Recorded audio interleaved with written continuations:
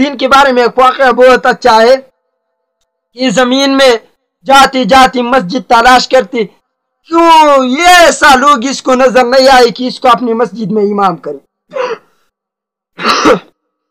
تو جب نہیں ملی تو ایک جگہ میں آیا کہ لوگوں نے ایک گیدڑ کو پکڑا ہے، اور گیدڑ کو پکڑا ہے، اس گیدڑ نے ان لوگوں کا جو مرغے ہوتے ہیں اس کو کھا لیا ہے۔ تو ملا نصیر الدین نے پوچھا کہ لوگوں اس کو کیوں پکڑا ہے؟ ملا نصیر الدین بہت تک گیا، کیونکہ زمین میں ایسا جگہ نہیں چھوڑا لیکن امامت کہیں نہیں ملتی۔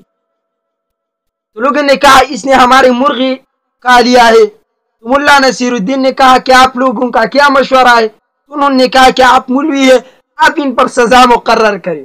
ملا نصیر الدین نے کیا کر دیا، اپنا پگڑی کو اٹھا کر اس گیدڑ کے سر پر رکھ دیا، اپنا واسکٹ نکال کر اس کو پہنایا اس گیدڑ کو، اور کہا کہ چھوڑ دے، اس کو سزا ملے گی۔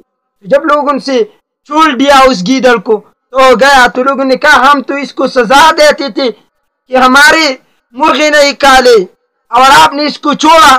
تو ملا نصیر الدین نے کہا کہ بھائی اگر اس پگڑی کو جس کے سر پر بھی رکھے گا اور اس واسکٹ کو، تو اس کا جو مقعد ہوتا ہے وہ زمین پر کبھی نہیں ہوگا، اور ہمیشہ راستے تلاش کریں گے جاتے جاتے، کبھی امامت اس کو نہیں ملے گا، ان بے غیرت کو۔